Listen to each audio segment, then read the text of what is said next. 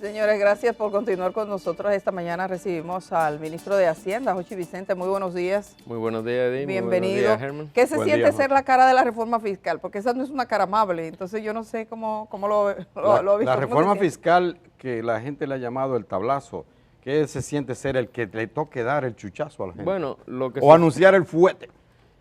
lo que se siente es la responsabilidad de un funcionario que independientemente de lo que piense, e inclusive hasta de sus propios intereses, está presentando lo que nosotros como gobierno entendemos que es lo que le conviene al país. Voy a tomar la oportunidad ahora, antes de hacer quizá algunos señalamientos que yo creo que son importantes. Lo primero es que el proyecto que nosotros hemos presentado no es algo en donde estamos improvisando. Nosotros tenemos más de 5 años trabajando sobre este tema. Yo ahí me encontraba con el amigo del INE que estaba ahí esperando para otra entrevista y yo le decía un poco, le digo, mira del INE, a ti cuando tú haces una obra, a ti te toman 2 o 3 años entre el diseño, la construcción. A nosotros nos ha tomado 5 años esto. Esto es un proyecto que viene desde la precampaña del 2020, analizando por todos los lados las cosas y particularidades del sistema tributario. El otro tema que yo creo que es importante que la población entienda, y no me canso de repetirlo, esto no es un proyecto ni una reforma en contra de ningún sector ni en contra de nadie. Esto es un proyecto y una reforma en beneficio del país, que hay cosas que son incómodas o odiosas.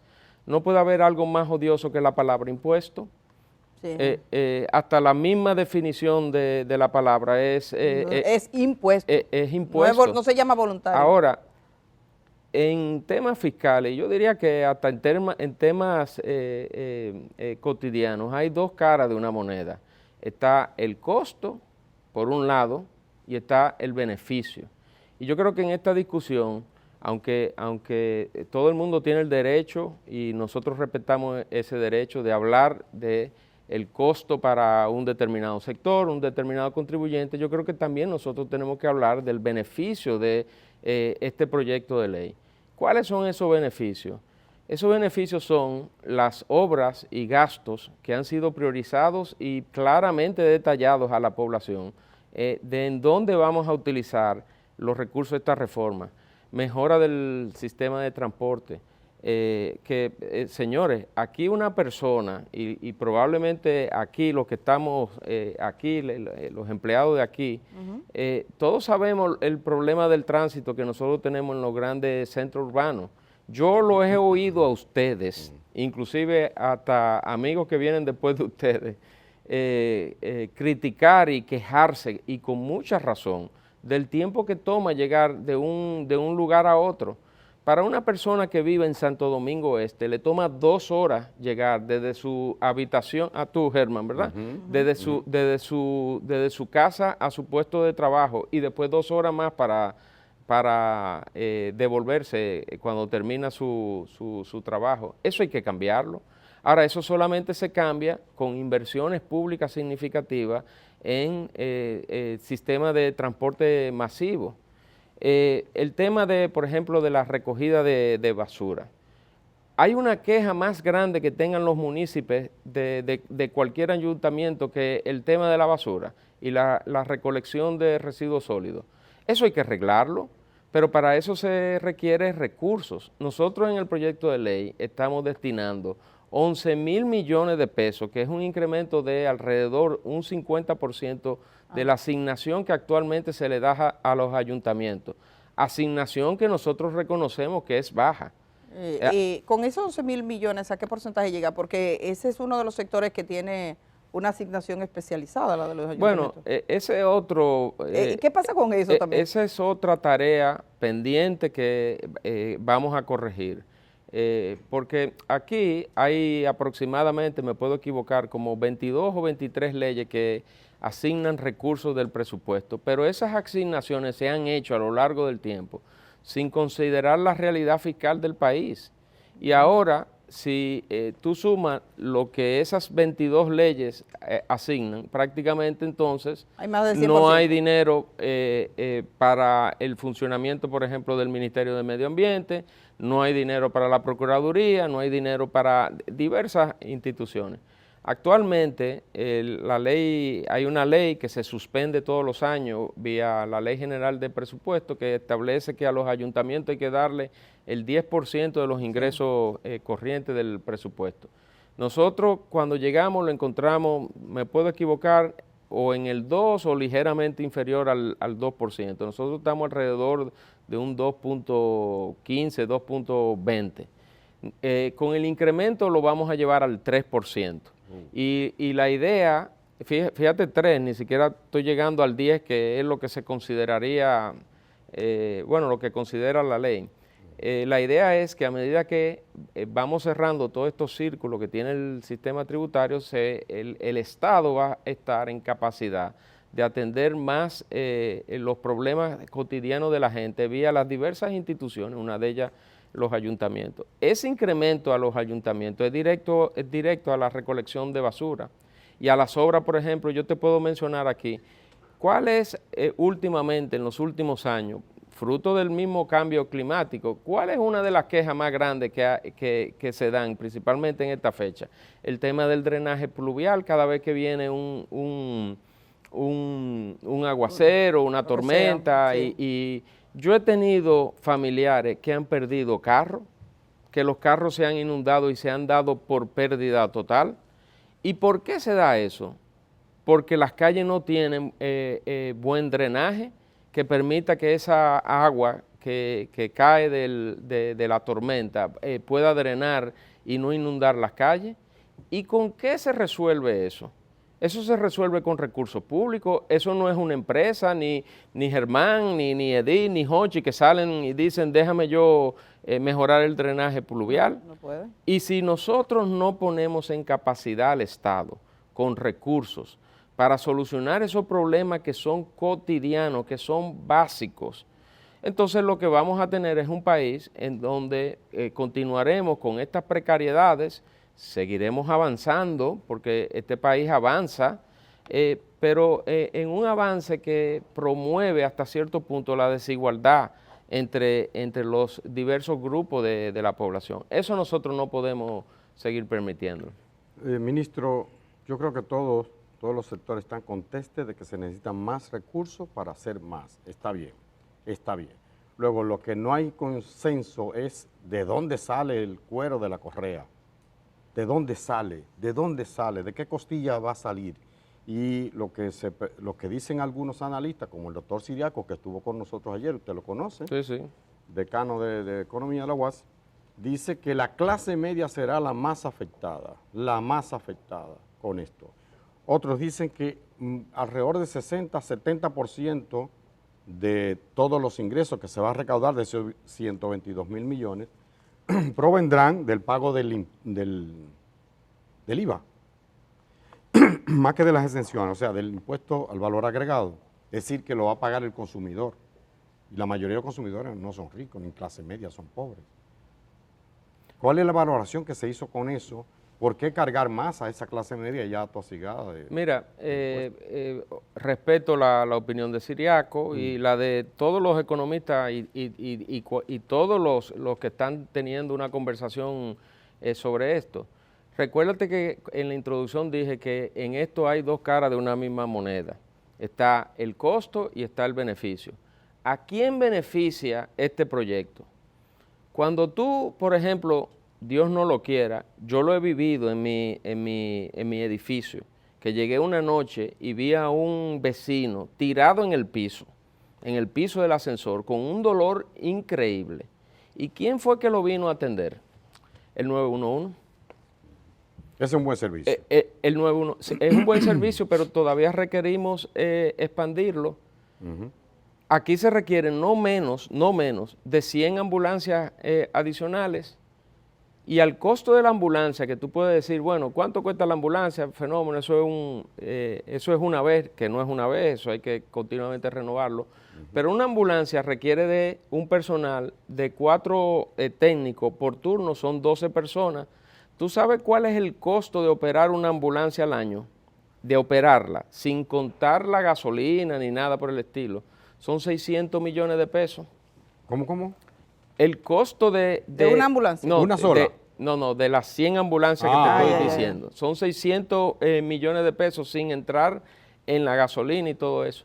Cuando tú tienes, por ejemplo, tu familia que quiere llevarla al parque, por ejemplo, al mirador, que muy bien que está, y tú quieres que el mirador esté limpio, o tú quieres como tiene el mirador, que tiene áreas para hacer ejercicio, en donde la población puede ir a ejercitarse. ¿A quién beneficia eso? Eso beneficia a todos, pero principalmente a esa clase media. Cuando tú te montas, por ejemplo, en el metro, ¿verdad? O en los teleféricos que están siendo inaugurados, ¿a quién beneficia eso? Es a la clase media. Ahora, como yo he dicho, esto es un proyecto en donde todos, absolutamente todos los sectores de la sociedad tienen que aportar su grano de arena. Aquí no puede haber un sector, ¿verdad?, en donde diga, que yo digo, esto es un barco donde todos estamos montados remando hacia un mismo lugar. Cada cual remará en función de sus posibilidades.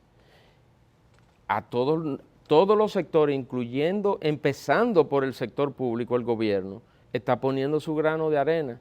Entonces, es natural que los consumidores, las mismas empresas, búscame la primera asociación de empresas que públicamente haya dicho al día de hoy que apoya irrestrictamente el proyecto de ley. Porque se puede mejorar, todo el mundo se ha quejado. También. Pero que es natural. Lo que ustedes esperaban era eso. Pero es Claro. que es natural, porque nosotros estamos en un proceso en donde el Estado, ¿verdad?, por la vía del Poder Ejecutivo, está pidiéndole a la población, a toda la población, a todos los sectores, Lágrimas. incluyendo el sector público. El proyecto de ley, por ejemplo, tiene la eliminación de las exoneraciones de los legisladores. O sea, nosotros aquí... Para que la gente tenga una idea, disculpe, ministro, ¿cuánto equivale eso, más o menos? Bueno, eso tiene el costo, me puedo equivocar, Germán, te puedo pasar los datos. Sí. El costo anual de eso son alrededor de 500 millones de pesos. Que se de chupan los legisladores. No, tampoco podemos satanizar a los legisladores, porque eso, lo que pasa que está en mi opinión. O sea, eso es fuera de su salario, quiero decir. Eso está mal diseñado desde el principio. Ya. Totalmente. Porque un legislador necesita un vehículo. No 12, son ¿Eh? 3. Necesita un vehículo. Tú no puedes a alguien que está siendo elegido para representar su provincia, por ejemplo, una provincia de la frontera, Barahona, que a lo mejor no tiene las condiciones para ir y venir. Esos legisladores vienen aquí, pero duermen en sus provincias. ¿Y cómo se transporta? El Estado tiene que darle la capacidad de transporte. Ahora, de la forma en que está, es muy mal diseñada, muy mal utilizada, y nosotros lo estamos poniendo sobre la mesa 500 también. millones. Vamos a pedir este cafecito que nos trae Kenia para el ministro de Hacienda, y ya que usted entró con el tema, muchísimas gracias Kenia, ya que usted entra con el tema de las exoneraciones, que de hecho como que no se mencionó literalmente, así fue muy rápido en la semanal del pasado lunes, y mucha gente no lo tenía tan claro, de que ya no se darán 2 exoneraciones. Primero, ¿por qué lo van a sustituir? Porque este es un tema muy sensible. ¿Cómo será el procedimiento a partir de ahora? Y segundo, que usted sabe que al final del día, este es un proyecto que tiene que pasar por las manos de los mismos legisladores, y muchos de ellos están opuestos y entrarán en una fase de negociación. Alguien me decía que este es un punto innegociable para el presidente de la República, que digamos que tiene ese liderazgo en la mayor parte del Congreso, por ser el PRM el partido oficial ahí, que tiene la mayor parte de los senadores y diputados. ¿Usted qué le dice a esa gente y cómo será el proceso y qué le van a dar? Mira, ya la decisión de cómo se sustituye eso, no corresponde al Poder Ejecutivo porque es una decisión del Poder Legislativo. Nosotros hemos hecho sugerencias. Lo que sí está claro es que la forma en que está actualmente no es la mejor forma. No es ni moral. No es ni moral. Pero el tema es que tú no puedes generalizar, porque hay legisladores que hasta la han rechazado. Por ejemplo, te pongo un ejemplo, claro, que me pidió su carta el 17 de agosto. Eduardo Estrella me pidió una carta certificando que no usó la exoneración. Y Antonio Tavera. Todos, la mayoría lo han usado, ¿verdad? Bueno, yo no llevo el control de quién la usa. Pero bueno, en un sentido general, cuando usted lo ve, el tema de las exoneraciones a legisladores hizo que coincidiera a veces que un carro de lujo en posesión de un narcotraficante estaba a nombre de un legislador porque se vendían las exoneraciones. Eso siguió siendo así. Pero mira, Edith, en el proyecto de ley está planteada nuestra propuesta, que es la eliminación de las exoneraciones por diversos motivos, por motivo de equidad, por motivo hasta de simplificación y, de la burocracia en el mismo Hacienda. Hacienda tiene un departamento muy grande que tiene que estar bregando con cuestiones... Menudencia. Eso no puede ser. Ya el Congreso decidirá la forma en que debe de compensar a un legislador, que hay que compensarlo por lo que tiene que ver con el transporte y con su vehículo. Eso es una parte, yo lo pongo como ejemplo, de que este proyecto de ley le está pidiendo un esfuerzo a todo el mundo, empezando por el mismo gobierno. Ley de responsabilidad fiscal, primer gobierno, primer presidente que aprueba una ley de esa magnitud, porque en gobiernos pasados también se hizo el esfuerzo y se presentaron varios proyectos, pero nunca fueron aprobados, porque el Poder Ejecutivo tiene que tener un interés en una ley como esa, de que se apruebe, y el presidente Luis Abinader la aprobó, y esa ley que implica es una restricción al crecimiento del gasto público, como una forma de decirle a la población que aquí los recursos se van a usar de manera prudente y que no va a haber, en palabras de buen dominicano, un despelote fiscal como lo hemos tenido en el pasado. Segundo punto que está poniendo el sector público. El presidente Luis Abinader hace 2 o 3 semanas anunció la reestructuración de ciertas entidades e instituciones del Estado, que él lo denominó como la segunda ola, porque la primera ola fue cuando entramos en agosto del 2020, que eliminamos la CDE. Yo la definía, la CDE, como un zombie, que tú lo matas y vuelve y revive, y lo mata y vuelve y revive. La CDE desapareció con todos los elementos que tenía eso ahí adentro, de falta de institucionalidad, todo lo que nosotros... La OISOE se fusionó con el INVI, se creó el Ministerio de la Vivienda para mayor eficiencia y mejor coordinación, el despacho de la primera dama, Procomunidad, el DICAT. Corde, SEA y esas cosas. Corde no. El SEA. El SEA con bienes nacionales. Entonces, nosotros hemos puesto sobre la mesa, o sea, eso que el presidente ha denominado como la segunda ola, que me puedo equivocar, porque no puedo equivocarme, pero yo creo que el presidente Abinader ha sido el primer presidente que está eliminando 3 ministerios. Aquí lo que ha pasado a lo largo del tiempo es la creación de más ministerios, y eso es una decisión valiente, porque eso tiene un costo político. ¿Y se espera que reduzca el número de empleados? Bueno, con los empleados se está haciendo un análisis de los empleados y los colaboradores que se necesitan para ejercer las funciones intrínsecas de cada ministerio. Y el que esté aportando no va a tener ningún problema. ¿Y el que no? Se va. Bueno, el que no, ¿cómo podemos mantener a alguien a una botella? Eso no puede ser posible. Pero si un empleado del Ministerio de Educación Superior está trabajando, podría tener miedo a esta hora de que si está trabajando y las funciones del ministerio necesitan del empleado, no debe de haber ningún temor. Pero habrá despido. Bueno, Germán, habrá la eficientización que sea requerida para brindar los servicios públicos. Un sofisma, una manera elegante de decir que van a votar gente. No serán tantos, pero van a votar. Es lo que yo interpreto. Ahora, ministro, vamos a dejarlo ahí Pero porque él quería decir algo, se pero entiende vamos claramente. a dejar que lo diga porque se va a quedar con la duda. No, porque es que tú no puedes satanizar No, yo no estoy satanizando nada. ese tema. El sector público requiere de una empleomanía que esté al servicio de la población. Ahora, también por otro lado, el sector público no puede ser un ente hipertrofiado, ¿verdad? Entonces, todo el que esté dispuesto a trabajar, a rendir una función y que la institución lo necesite, no habrá ningún Yo vi en problema. una institución pública que bueno. fui una vez, que había un empleado para, uno te llevaba al elevador y el otro le daba para que subiera. O sea, dos empleados. Mira, yo- Sí, te agarraba en la puerta y te decía, venga, ve por aquí. Y entonces, nadie está de acuerdo con las botellas porque al final las pagamos nosotros, son carga para nosotros. Pero la realidad es que si va a fundir dos ministerios y hay dos puestos y solo habrá puesto para uno, alguien se va. Eso no lo podemos esconder. Ahora, ministro, lo que le inquieta a la gente es el tema de los alimentos, por lo menos a mí, el tema de los alimentos.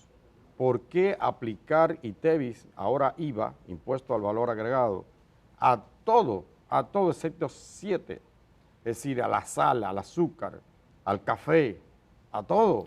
Germán, ¿Por qué? mira, yo ¿Por te qué? oí ¿Por qué, el Dios? otro día. Oye, Dios. Mira, yo le doy seguimiento Muchas a todos gracias. ustedes, ¿verdad? Sí. Y tú el otro día dijiste la sal, el aceite, el azúcar, y acabas de decir el café, ¿verdad? Sí, sí. Como Eso- una forma de... No, de que se quede documentado. Claro, pero obviamente no lo sabes, ¿verdad?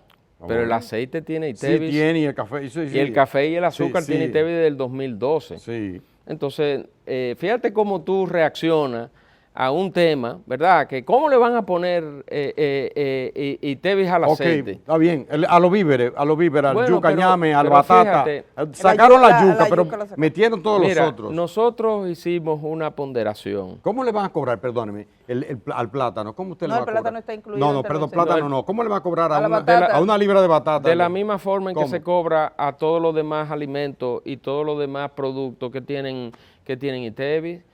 Ahora, lo que hay que ver, y vuelvo, insisto, aquí hay dos caras de una moneda. Aquí hay una necesidad recaudatoria para dar unos servicios públicos y unas obras de infraestructura. Nosotros hicimos un análisis, ¿verdad? Y vimos muchos escenarios. Había escenarios en donde se grababa todo, pero se quedaba algunos productos con una tasa más baja. Había escenarios en donde se excluían más productos, se incluían. Y al final, en base a un análisis que no fue nada más económico, porque si nos llevamos de la parte económica, entonces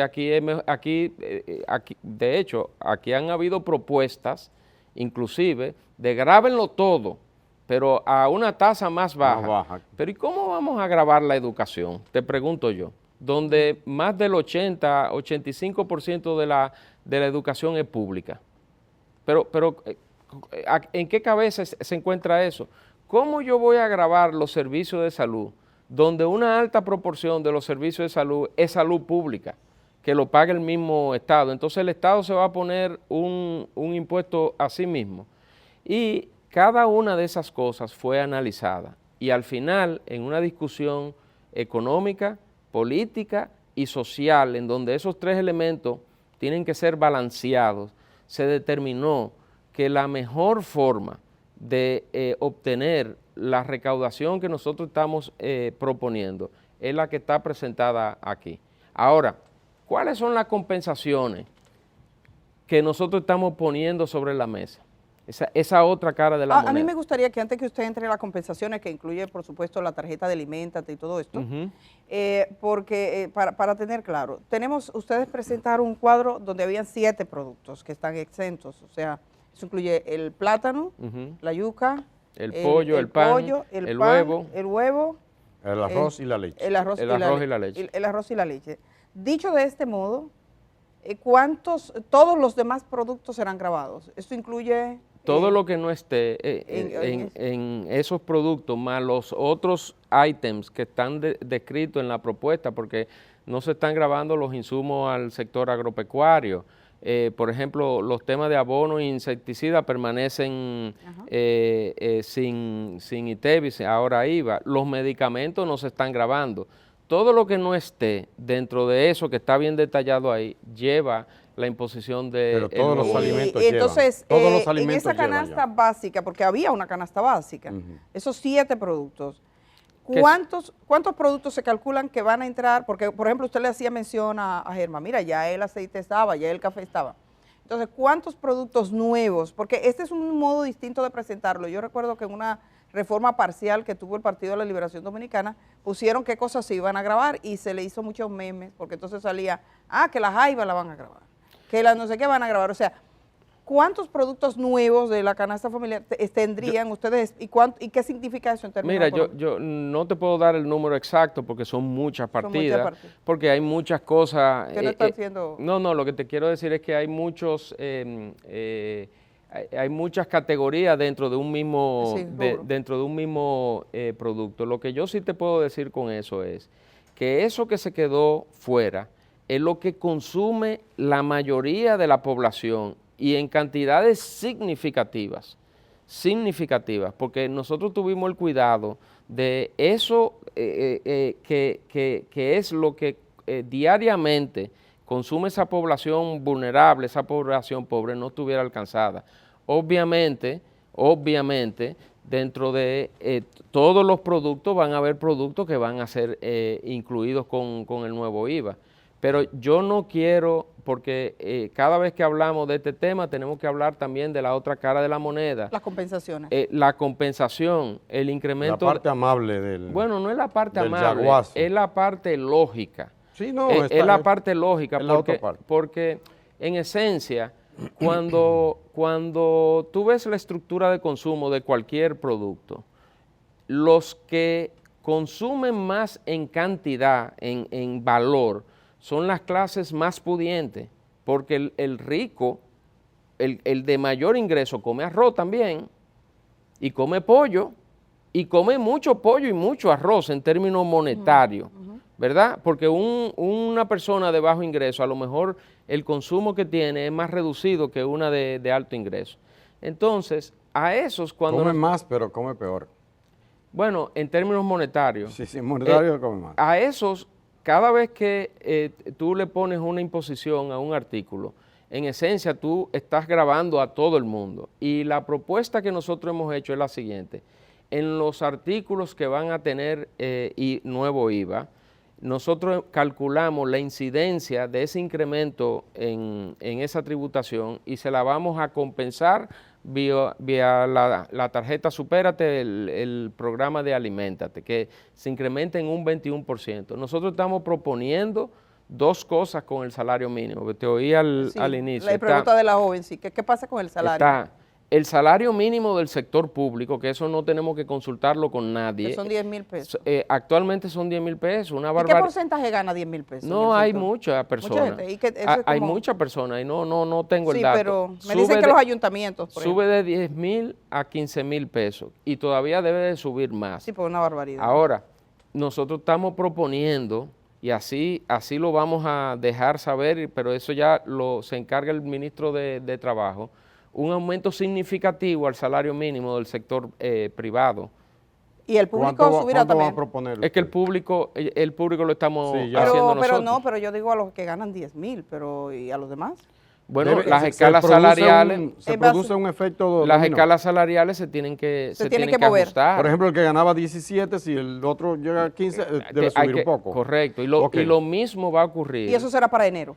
Bueno, lo que pasa es que en la del sector público. La del sector público, para enero. Sí. Pero viene así, como estamos hablando, prorrateado, se le va a aumentar a los otros también. Bueno, eso cada institución tiene que verlo, porque depende de la estructura de cada institución. Es lo lógico, ¿no? Hay instituciones que quizás tienen una mayor proporción de colaboradores en la parte baja de de la estructura salarial y ahí se produce eso que tú estás diciendo. A ver si Pero eso, para si eso ayuda. el sector privado, usted iba ahí que le van a proponer un aumento Bueno, significativo. sí, correcto, es que tiene que venir un aumento significativo. ¿De cuánto considera usted bueno, ya eso es que una debería ser? eso ya es una discusión que la tiene que manejar el ministro. No, pero usted como economista No, dice, bueno, al ministro de Trabajo ustedes le preguntan, Ya, traemos al ministro. porque eso se discute en lo que es el por diálogo tripartito de la Comisión Nacional Y ya de... eso se tocó en ese diálogo, ya hay, digamos, El acercamiento con el diálogo sector. toca una revisión a principios del año que viene.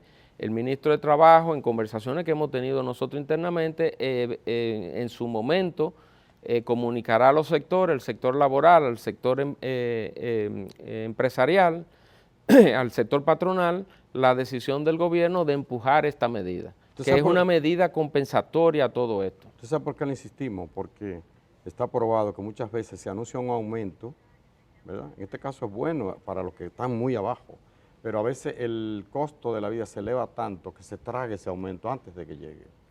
¿Cómo lo harían ustedes? O sea, ¿qué idea tienen respecto al sector privado para que eso no se trague?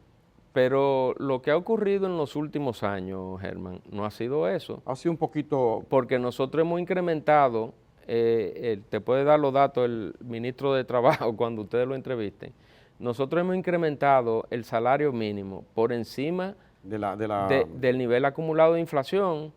Sí. Entonces, Pero recuerde que tenemos un atraso histórico, ¿no? Y lo hemos ido corrigiendo, porque todo bien. hay que hacerlo con gradualidad. Aquí no podemos hacer una terapia de choque. Precisamente, escúchame, Edith, precisamente sobre esto le preguntaba ayer al profesor Siriaco, que yo le tengo mucho respeto, y él decía que probablemente el gobierno vaya a recaudar más del 1.5% que se ha propuesto. Entonces, me surge de nuevo la inquietud, se lo plantea a usted, que es la persona uno de los artífices de esta reforma. ¿Por qué no se hizo más gradual, menos de shock?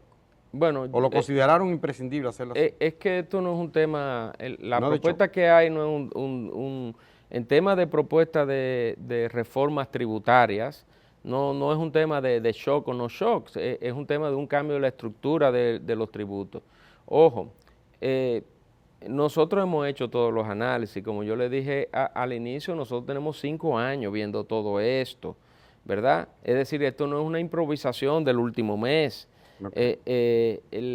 Las medidas que están anunciadas, ahí tienen la estimación de los ingresos, que es el 1.5% del PIB. Ahora, yo también he dicho, y quizás por eso es que dice Siriaco eso, que aquí viene un combate frontal a la evasión. Pero ese combate frontal a la evasión es a través de medidas administrativas de la DGI y de la DGA, porque no es posible, no es justificable que una persona olímpicamente evada los impuestos que tiene que pagar, porque cuando lo está evadiendo son menos calles que yo reparo, son menos hospitales que yo construyo. Esa parte de la reforma que no es una parte de ley, ¿verdad? Porque la ley está ahí, es simplemente que evade el cumplimiento de sus obligaciones de ley. Nosotros tenemos una estimación de alrededor entre 0.2 y 0.3% del PIB, ¿verdad? Que viene por una recaudación adicional por el desmonte de medidas administrativas y el ataque a la evasión. Ojo con algo. Entre 0.2 y 0.3% del PIB. Ojo con algo. Eso no ocurre inmediato. Eso no ocurre inmediato porque hay procesos de capacitación de los entes recaudatorios, hay procesos inclusive de cambio de tecnología para poder capturar esa evasión, hay procesos inclusive legales porque yo te detecto a ti evadiendo y tú como contribuyente tienes todo el derecho de decir que lo que el órgano recaudador, en este caso la DGI, no es cierto y te vas a los tribunales y ese proceso toma un tiempo. Entonces, quizás Siriaco hizo el comentario por esta parte, de las partes que tienen que ver con medidas de ataque a la recaudación, que son necesarias e imprescindibles. Ayer conversaba con alguien que estaba muy vinculado al sector turístico y decía que el problema es que en el caso del turismo nosotros estamos en una competencia internacional, que una bebida alcohólica, por ejemplo, en México costaría menos que República Dominicana. Entonces, bueno, se queja la gente del ron, se queja la gente de las bebidas alcohólicas, se queda aquellos que son bebidas azucaradas. Se ha quejado Ángel, que dice que no responde plenamente a todo lo dialogado. Se han quejado lo del cine, eso están, sí, porque eso ha sido como un golpe muy duro al cine. Se han quejado los artistas por el tema del mecenazgo. Yo me imagino que ustedes han visto todo. ¿Qué tantas posibilidades hay de negociar? Y si pudiera dirigir una palabra así a esas reacciones que usted ha visto hasta el momento. Mira, las reacciones son naturales. Todos esos sectores tienen de una u otra forma una ley de incentivo o un apoyo del Estado. Y en base a los análisis que nosotros hemos hecho, ¿verdad? Dependiendo de cuál sea el sector y cuál fue la medida, se está eliminando un tratamiento, un privilegio, una ley, un incentivo. A nadie le gusta que le quiten algo. No. A nadie y ojo, tienen todo el derecho de exigir y de presentar su caso. El escenario para presentar su caso es el Congreso, que tiene que dar vistas públicas para escuchar a todo el mundo, ponderar cada reclamo, cada propuesta y después ver lo que se puede atender. Se podrá hacer ajuste en el Congreso. Pero claro que sí, se puede, pero sería ilógico decir porque el Congreso no es un sello bomígrafo, que sería ilógico decir que si hay algo que está mal, que se nos escapó, ¿verdad?, que no lo vamos a corregir. Ahora también digo, tenemos 5 años estudiando esto y yo con prácticamente todo lo que tú has mencionado, es más, yo creo que con todos, de alguna forma u otra, durante todos estos 5 años, nosotros hemos tenido reuniones. Aunque yo quiero Ángel preguntarle, dijo ayer que eso no mira, es yo fui presidente de Ángel. Que no es exactamente lo que se había Yo fui consensuado. presidente de Ángel, ¿verdad? Entonces nos conocemos. Nos sentamos. No, pero a ver. Mire, pero están en su derecho y lo que está no diciendo Ángel es que se escuchan a los sectores. Nosotros estamos abiertos a seguir escuchando. Me gustaría preguntarle sobre la ley de cine, porque usted dice, todo se le quita algo, a la ley de cine se le quita todo, o sea, desaparece el tema de la ley de cine. Y he visto muchas preguntas, interrogantes, que esta es una industria que provee empleos. ¿Cuáles fueron las consideraciones? ¿Cuánto dinero suponía para el Estado, por ejemplo, mantener esta ley? ¿Cuánto dinero ha tenido el sector de cine? Hay criterios, he visto gente que dice que también habían como mafias en algunas partidas o trampas. ¿No se podría pensar en otra modalidad para el cine para que no desaparezca totalmente? Que no sea un jaque mate. Bueno, vamos por parte con eso. Las películas más exitosas que ha habido en este país, puedo equivocarme, Nueva York, de Luisito Martínez. 1998, no tenía ley de cine. Perico Ripiao, 2005, no había ley de cine.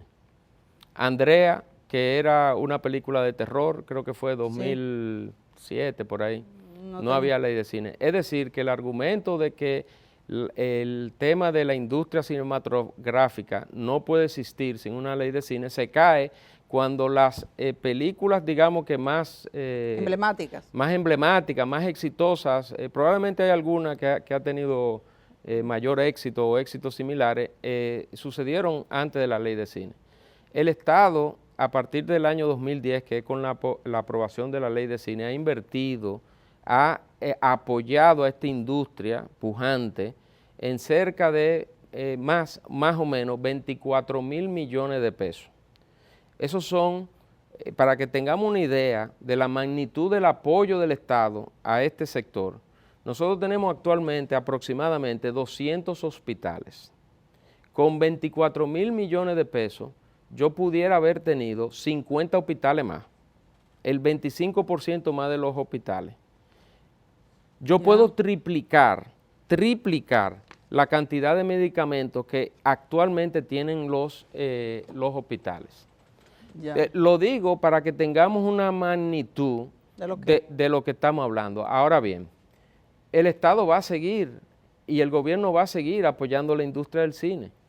nosotros pensamos utilizar un artículo que está actualmente en la ley, que es me parece que es el artículo 25, que establece el Fonprocine, un fondo para la promoción del cine. Ese fondo, en los últimos años, bueno, desde el inicio, la asignación más grande que ha tenido es de 19 millones de pesos, y en los últimos años, anuales, y en los últimos años ha sido de 12, 13 millones de pesos por año. Lo que nosotros estamos proponiendo es un cambio en la distribución de riesgo de las obras cinematográficas. ¿Qué significa eso? Bueno, usted tiene una producción, la producción tiene mérito, vaya y solicite al fondo, que pensamos incrementarlo significativamente, no di que 13 millones de pesos, y solicite al fondo en función del mérito de su proyecto. Alguien del gobierno me decía que no va de la manera actual, o sea que es imposible que siga del modo en que está.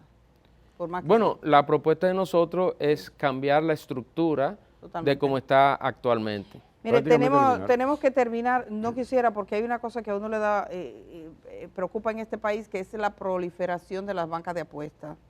Yo creo que sea cual sea el impuesto que le pusieron, siempre es poco para lo que debe ser. Les sugiero que sea el doble. ¿Cuánto es el impuesto que le va a poner a la banca de apuestas? Con el tema de los juegos de azar, porque no es un tema de banca de apuestas, se está corrigiendo un tema con los premios, que ahora tenían, creo que la tasa máxima era un 25, se llevó a un 27 para unificarla con... Eso es para lo que se lo sacan, la lotería. Sí, y también se está creando un impuesto selectivo de un 16% de la jugada para todo lo que tiene que ver con juego de azar. Y desde el Ministerio de Hacienda, a través de la Dirección General de Casinos, nosotros estamos continuamente en un proceso de regularización de ese sector que necesita ser regulado. Sí. Hay reclamos que tiene el sector, algunos de ellos son atendibles y hay otras cosas que el sector tiene que interiorizar, que es un sector regulado. Nosotros estamos en la mejor disposición de continuar ese proceso. ¿Por qué no eliminan una buena parte de todas esas bancas que están en el bosque? Bueno, sí, de la que sembraron en Calamar, de la que sembró Calamar. Si eso es lo que es una perdición, diríamos. Bueno, estamos en ese proceso de regularización, Germán. Sí, que solo falta que pongan una frente al Palacio, bancas donde quiera.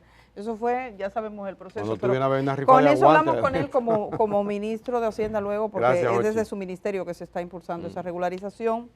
El ministro de Hacienda que ha tenido, digamos, fue la cara para informar en la semanal sobre esta reforma fiscal, que digamos que es una conversación que va a continuar.